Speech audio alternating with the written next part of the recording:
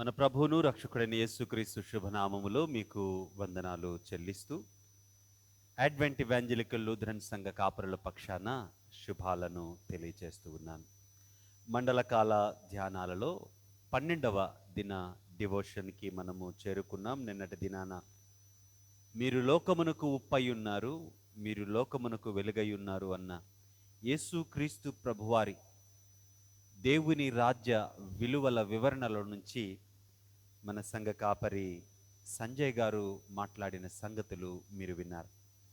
ఈరోజు యేసుక్రీస్తు ప్రభువారు ప్రేమ గురించి, అందులో దేవుని రాజ్యపు ప్రేమ ఎంత రాడికల్గా ఉంటుందో, ఎంత విప్లవాత్మకమైనదిగా ఉంటుందో తెలియచేసిన విషయాలను ఆలోచిస్తూ సమాంతరంగా సామెతల గ్రంథము 25వ అధ్యాయము 21 నుంచి 22 వచనాలలో ప్రాక్టికల్గా ప్రేమను కరుణ రూపంలో ఎలా చూపించాలో, మన జీవితంలో ప్రేమను చూపించే సందర్భములో అన్యాయము ఎదురవుతూ ఉన్నప్పుడు, అన్యాయము చేసేవారు మన జీవితాన్ని కలతపరుస్తూ ఉన్నప్పుడు మనం ఎలా స్పందించాలో 37వ సంకీర్తన ద్వారా కొద్దిగా ఆలోచించటానికి ప్రయత్నం చేద్దాం. మత్తయి సువార్త 5వ అధ్యాయము 38 నుంచి 48 వచనాలు మనము చూసినట్లయితే, అక్కడ దేవుని రాజ్యములో ప్రేమ ఎట్లాంటిదో ఒక బ్లూ ప్రింట్ మనకు అక్కడ కనపడుతుంది. 38వ వచనంలో అంటాడు, కంటికి కన్ను పంటికి పళ్ళు అని చెప్పబడిన మాట మీరు విన్నారు కదా. నేను మీతో చెప్పున్నది ఏదనగా, దుష్టుని ఎదిరించొద్దు, రిటాలియేషన్ ఉండొద్దు మీ లైఫ్లో. ఒక అన్యాయము జరిగినప్పుడు, దుష్టుడు మీకు ఎదురైనప్పుడు ఏ రీతిగా స్పందించాలి అన్నది దేవుని రాజ్యపు విలువలలో ఒక ప్రాముఖ్యమైన సంగతి. ఈ మధ్య నేను ఈ సంగతులు మనము చాలా ఆలోచన చేస్తూ ఉంటాం, కానీ ప్రేమ కలిగి ఉండాలి, మనము కోపపడకూడదు, కోపపడుడి కానీ పాపము చేయకుడి, మీ కోపము మరలా సాయం వేళ దాటి ఉండకూడదు, ఇట్లాంటి మాటలు మనము చాలా ఆలోచిస్తుంటాం. కానీ అది ఎంత ప్రాక్టికల్గా లైఫ్లో ఉండాలి అన్నది పారబుల్స్ని చూసినప్పుడు కానీ, లేకుంటే సైరోఫినీషియన్ ఉమెన్ లేదా కనాను స్త్రీ, యేసుక్రీస్తు ప్రభువారు బర్తిమయికి స్వస్థత ఇచ్చినప్పుడు ఆయన చాలా సందర్భాలలో యేసుక్రీస్తు ప్రభువారు ప్రవర్తించిన తీరు మనం చూసినప్పుడు దైవిక ప్రేమ ఎలా ఉండాలో అర్థమవుతూ ఉంది. దేవుని ప్రేమ చేత నింపబడ్డ వ్యక్తివిగా నీవు నీ జీవితంలో అన్యాయం ఎదురైనప్పుడు ఎలా స్పందించాలో కూడా అక్కడ తెలియపరచబడతా ఉంది. కాబట్టి రిటాలియేషన్ మనకు అవసరంలా. ఎందుకు రిటాలియేషన్ అవసరం లేదో కూడా ఈరోజు నేను మీ ముందుకు తీసుకొస్తాను. ఏంటండి, ఒక ప్యాసివ్ లైఫ్ని మనం జీవించాలా? యేసుక్రీస్తును నమ్ముకున్నందుకు చేతకానోళ్ళంలాగా బ్రతకాలా? అది కాదు ఈ ప్రేమ యొక్క ఉద్దేశం. ఈ ప్రేమ ఉద్దేశం చాలా గొప్పది. ఇది ప్రాక్టికల్గా ఈ ప్రేమ నీ శత్రువుతో ఎలా ప్రవర్తించాలో, అంటే దేవుని రాజ్యపు విలువ ఈ సమాజంలో నీకు ఎదురయ్యే ఫ్రిక్షన్స్ని ఎలా దాటాలో తెలియచెప్పే ఒక గొప్ప సంగతి. ఒకవేళ ఎవరైనా నీ దగ్గరకు వచ్చి గొడవపడి నీ అంగీ తీసుకోవటానికి ప్రయత్నం చేస్తే, పై అంగి కూడా ఇచ్చేయి అంటూ ఉన్నాడు యేసుక్రీస్తు ప్రభువారు. అడుగువాని కిమ్ము, నిన్ను అప్పు అడుగువారిగో నుండి ముఖము తిప్పుకోవద్దు, నీ పొరుగువాన్ని ప్రేమించి నీ శత్రువును ద్వేషించు. ఎందుకని పొరుగువాన్ని ప్రేమించమంటున్నాడు? నీ శత్రువును ద్వేషించమని చెప్పిన మాట మీరు విన్నారు కదా. అలా చేయొద్దు. మీరు దేవుని రాజ్యంలో ఎలా ఉండాలి అంటే, పరలోకములో ఉన్నటువంటి మీ దేవునికి, మీ తండ్రికి మీరు కుమారులై ఉన్నట్లుగా ఉండాలి అంటే మీ శత్రువులను కూడా మీరు ప్రేమించండి. దీనికి పునాదేంటి? ఇటు చెడ్డవారి మీద మంచివారి మీద ఇద్దరి మీద దేవుని కృప సమానంగా వస్తూ ఉంది. అంటే చెడ్డవారు అనంటే దేవునిని పోలని వారు, చెడ్డవారు అనంటే దేవుని యొక్క లక్షణాలను అగుపరచని వారు. దేవుని ప్రేమించేవారు దేవుని యందలి విశ్వాసాన్ని బట్టి వారి జీవితాలను దేవుని పోలి చూపిస్తారు. కాబట్టి దేవుని ప్రేమిస్తూ ఉన్నారు కాబట్టి వారు మంచివారు. అంటే మీరు అనొద్దు నన్ను ఇలా, అయ్యా దేవుని నమ్ముకున్న వాళ్ళు ఎంతోమంది పనికిమాలిన తరంగా బ్రతుకుతున్నారు కదా అంటే, అంటే వాళ్ళు దేవుని నమ్ముకోలేదు అనే అర్థం. మరి దేవుని నమ్ముకొని ఆ క్రమంలో ఎదుగుతూ ఉన్నవారు ఇవి ప్రాక్టికల్గా వారి జీవితంలో అనుభవిస్తూ వీటిలో కొనసాగవలసిన అవసరం ఉంది. నీకు చెడు చేసేవాడికి మంచి చేయటానికి కారణమేంటి? శత్రువును ప్రేమించడానికి కారణమేంటి? పొరుగువాన్ని ప్రేమించడానికి కారణమేంటి? ఒక చెంప మీద కొడితే మరొక చెంప చూపించటానికి కారణమేంటి? ఒక మైలు రమ్మని అడిగితే 2 మైళ్ళు వెళ్ళడానికి కారణమేంటి? ముఖం దాచకుండా నీకు సహాయం అడిగిన వాడికి సహాయం చేయటానికి కారణం ఏంటి అంటే, మంచివాడి మీద చెడ్డవాడి మీద దేవుడు తన కృపను కనపరుస్తూ ఉన్నాడు. దేవుడు డిస్టింక్షన్ చూపించట్లా, దేవుడు వ్యత్యాసం చూపించట్లా, అందరినీ ప్రేమిస్తూ ఉన్నాడు. దేవుని ప్రేమ అంత రాడికల్, అంత విప్లవాత్మకమైనది. కాబట్టి దేవుని రాజ్యపు వ్యక్తివిగా నీవు బ్రతుకుతూ ఉన్నప్పుడు దేవుని ప్రేమ ఎలాంటిదో నీకు ఒక బ్లూ ప్రింట్ ఇచ్చి అలా బ్రతకమని దేవుని ప్రేమ నీకు చెప్తూ ఉంది. ఇటువంటి దేవుని ప్రేమను నీవు కలిగి బ్రతుకుతూ ఉన్నప్పుడు నీ జీవితంలో ప్రాక్టికల్గా ఏం చేయాల్సి ఉంటుంది అని అంటే, శత్రువుని సహితం ప్రేమించాల్సి ఉంటుంది. అందుకే సామెతల గ్రంథము 25వ అధ్యాయము 21వ వచనంలో అంటాడు, నీ పగవాడు ఆకలి కొని నీ ఎడల వానికి భోజనము పెట్టుము, దప్పిక కొని ఎడల వానికి దాహమిమ్ము. అలా చేస్తే ఏమవుద్దంట? వాడి నెత్తి మీద నిప్పులు పోసినట్లు. అంటే ఏం లాభం దానివల్ల? ఇప్పుడు దాకా చెప్పిన ప్రేమకు అర్థం ఏంటి అక్కడ? ఇప్పుడు ఏమంటూ ఉన్నావు? ప్రేమించమంటూ ఉన్నావు, శత్రువుని సైతం ప్రేమించమంటూ ఉన్నావు, కుడి చెంప మీద కొడితే ఎడమ చెంప చూపిమంటూ ఉన్నావు, ఒక లంగి ఒక పై వస్త్రాన్ని లాక్కుంటే మొత్తం ఇచ్చేసేయమంటూ ఉన్నావు. ఇన్ని ఉన్నతమైన మాటలు చెబుతూ నీ శత్రువుకు నువ్వు అన్నం పెట్టడం వెనక ఉద్దేశం ఏంటి అంటే, ఇదిగో వాడి నెత్తి మీద నువ్వు చేసిన పని వల్ల వాడి నెత్తి మీద నిప్పులు పోసినట్లు. అంటే again, is it a kind of taking revenge? కాదు ప్రియులారా, ఇది పగ తీర్చుకునే ప్రక్రియ కాదు. నీవు చూపించే కరుణ, నీవు చూపించే ప్రేమ అతనిలో పశ్చాత్తాపాన్ని పుట్టించి తాను చేసిన తప్పును గురించి పరితాపముందే ఒక స్థితికి, న్యాయము వైపుకు అతను నడిపించబడటానికి ఒక మార్పుకు అది నాంది కావాలి.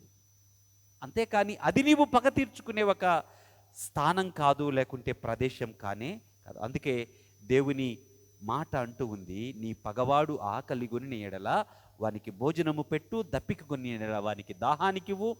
ఏమవుతుంది అప్పుడు? అట్లు చేస్తే వాని తల మీద నిప్పులు కుప్పగా పోయుదువు. అంటే అతడు పశ్చాత్తాపంలోనికి వస్తాడు. అతడు దైవయుక్తమైన కార్యముల వైపు, దేవుని వైపుకు నడిపించబడతాడు. దేవుని రాజ్యములో అతను కూడా ప్రవేశించే అవకాశం ఉంటుంది. అందుకు దేవుడు నీకు ప్రతిఫలాన్ని ఇస్తాడు. అయితే దీనంతటిలో ఇటువైపు శత్రువును ప్రేమిస్తూ ఉన్నా, 2 ప్రాక్టికల్గా శత్రువు దగ్గరికి వెళ్ళి కరుణతో అతనికి ఆహారం పెడుతూ, అతని అవసరాన్ని తీరుస్తూ, అతని కొరకు నీవు నిలుస్తూ ఉన్నా, ఈ రెండిట్లో నష్టపోతున్నట్లు కనపడేది నువ్వే కాదా? దుఃఖం మీకే, హృదయం మండింది మీకే, బాధ మీకే, ఓర్చుకోవలసింది మీకే, ఓర్చుకోలేని పరిస్థితి. ఒకవైపు బాధతో, ఓర్చుకోలేని వేదనతో, దుఃఖముతో దేవుని రాజ్యమునకు విధేయత చూపుతూ, దేవుణ్ణి ప్రేమిస్తూ ఆ ప్రేమను కనపరచటానికి ముందుకు వెళ్తూ ఉంటే అవమానం. అటువంటి పరిస్థితుల్లో సంకీర్తన 37 నీతో చెప్పే సంగతి ఏంటి అంటే, వ్యసన పడవద్దు, మత్సర పడవద్దు, దిగులు పడవద్దు, బాధపడవద్దు, చెడ్డవారిని చూచి వ్యసన పడవద్దు, దుష్కార్యాలు చేయవారిని చూచి మత్సరపడద్దు. ఎందుకు అంటే ఒకరోజు దేవుడు న్యాయం చేస్తాడు. అంటే నువ్వు కరుణించటానికి, ప్రాక్టికల్గా ప్రేమించటానికి, దేవుని రాజ్యపు ప్రేమేంటో తెలుసుకొని ఆ ప్రేమను నీ జీవితంలో ధరించుకొని ఆ ప్రేమతో బ్రతకటానికి కారణం ఏంటి అంటే, 1 దేవుడు, 2 దేవుని న్యాయము. దేవుని యొక్క సారాంశమంతా, దేవుని యొక్క మొత్తము నీకు ప్రేరణ అవుతూ ఉండగా, దేవునిలో దేవుని న్యాయము నిన్ను విడువక నీకు న్యాయం చేస్తుంది అనే విశ్వాసము ఏ పరిస్థితిలో అయినా ప్రేమను విడువక, సహనమును విడవక, శాంతమును కరుణను విడవక, ప్రాక్టికల్గా ఈ దేవుని రాజ్యపు విలువలతో ఈ లోకములో బ్రతకటానికి నీవు ముందుకు వెళ్ళాలి. అందుకు దేవుడు తన ప్రేమను నీకు అనుగ్రహిస్తూ ఉన్నాడు. 9వ చరణములో అంటాడు, చాలా మంచి మాటలు ఇవన్నీ. 3వ చరణం, యెహోవా యందు నమ్మిక ఉంచి మేలు చేయము, దేశమంది నివసించి సత్యమును అనుసరించుము, యెహోవాను బట్టి సంతోషించుము, ఆయన నీ హృదయ వాంఛలు తీర్చును. నీ మార్గమును యెహోవాకు అప్పగింపుము, నీవు ఆయన నమ్ముకొనుము, ఆయన నీ కార్యము నెరవేర్చును. ఆయన వెలుగు వలె నీతిని, మధ్యాహ్నము వలె నీ నిర్దోషత్వమును వెల్లడిపరుస్తాడు. యెహోవా ఎదుట మౌనముగా ఉండి ఆయన కొరకు కనిపెట్టుకొనుము, తన మార్గమును వర్ధిల్లు వారిని చూచి వ్యసన పడకుము, దురాలోచనలు నెరవేర్చుకుని వారిని చూచి వ్యసన పడకుము, కోపము మానుము, ఆగ్రహము విడిచిపెట్టుము, వ్యసన పడకుము, అది కీడుకే కారణం. కాబట్టి చూడండి, దైవిక ప్రేమ యొక్క బ్లూ ప్రింట్ మత్తయి సువార్త 5వ అధ్యాయము 38 నుంచి 48 వరకు కనపడుతుంది. ఆ ప్రేమను తెలుసుకొని, ఆ విప్లవాత్మకమైన ప్రేమ చేత నింపబడ్డ నీవు ప్రాక్టికల్గా ఆ ప్రేమను, కరుణను చూపించవలసిన వాడవై ఉన్నావు. సామెతల గ్రంథము 25వ అధ్యాయం 21, 22 వచనాలు. ఈ ప్రయత్నములో దిగులుతో, దుఃఖముతో బ్రతకక, దేవుని న్యాయాన్ని ఆశ్రయించి, దేవుని మంచితనాన్ని ఆశ్రయించి, న్యాయం నీకు ఆయన చేస్తాడు అని ఆయన వైపు నీవు చూడగలిగితే నీ జీవితంలో ఆయన మేలు చేస్తాడు. ప్రియమైనటువంటి దేవుని సంగమా, దేవుని యొక్క న్యాయము, దేవుని యొక్క కరుణ నీకు అర్థమయ్యే కొలది దేవుని యొక్క ప్రేమ చేత నింపబడి, దేవుని ప్రేమను ఆయన వలె, ఆయన ఎలాగైతే వ్యత్యాసము చూపకుండా మంచివారికి చెడ్డవారికి తన కృపను అనుగ్రహిస్తూ ఉన్నాడో నీవు కూడా అలా బ్రతకాలి. ఈరోజు మండలకాల ధ్యానములలో శుభ శుక్రవారము కోసం, రాబోతూ ఉన్న పునరుద్ధానము కోసం ఎదురు చూస్తూ ఉన్న నీవు చెడ్డవారిని ఎదురించకుండా దేవుని ప్రేమతో నిలవగలిగే సామర్థ్యము నీకు ఉందా? ఎవరైనా నీ ఎదుట చెడ్డవారు కనపడ్డప్పుడు, వారు నీ ఎదుట తప్పు చేస్తూ ఉన్నారు, నీకు వారు ద్రోహం చేస్తూ ఉన్నారు, ఒక్క నిమిషం ఆగి, కొద్ది సమయాన్ని తీసుకొని, ఈ పరిస్థితిలో నాకు ద్రోహకరంగా ఉన్న ఈ వ్యక్తి దగ్గర నేను క్రీస్తుని ఎలా చూపించగలను అని ఆలోచించగలవా? నీకు ఎవరైతే దుఃఖాన్ని కలిగిస్తూ ఉన్నారో వారి ఎదుట నీకు చెడును చేసిన వారికి మేలు చేయటానికి, కరుణను చూపటానికి నీవు ప్రయత్నము ప్రాక్టికల్గా చేయగలవా?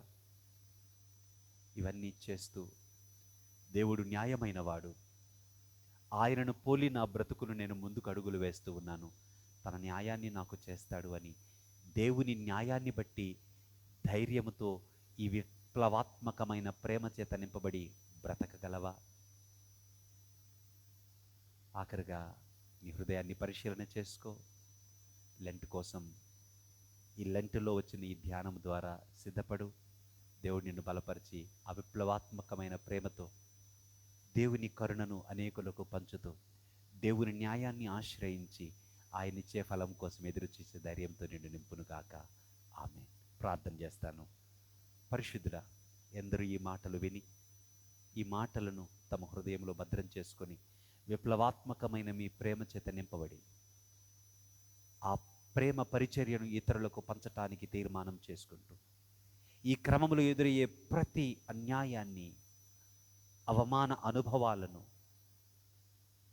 తాము దిగమింగుకొని ధైర్యముతో మీ యొద్దకు వచ్చి మీ న్యాయాన్ని ఆశ్రయించి మీరిచ్చే ఫలము కోసం బ్రతుకుటకు బలవంతుల్ని చేయమని, ప్రియుల జీవితాల్లో ఉన్న అక్కరలను తీర్చి సమాధానము తినిపమని యేసు నామమున అడుగుచున్నాను తండ్రి. ఆమేన్. తండ్రి, కుమార, పరిశుద్ధాత్మ త్రియేక దేవుని దీవెన మీకు తోడై మిమ్మల్ని బలపరిచి, దేవుని విప్లవాత్మక దైవరాజ్యపు ప్రేమతో మిమ్మల్ని నింపి క్రీస్తు వలె నడిపించునుగాక.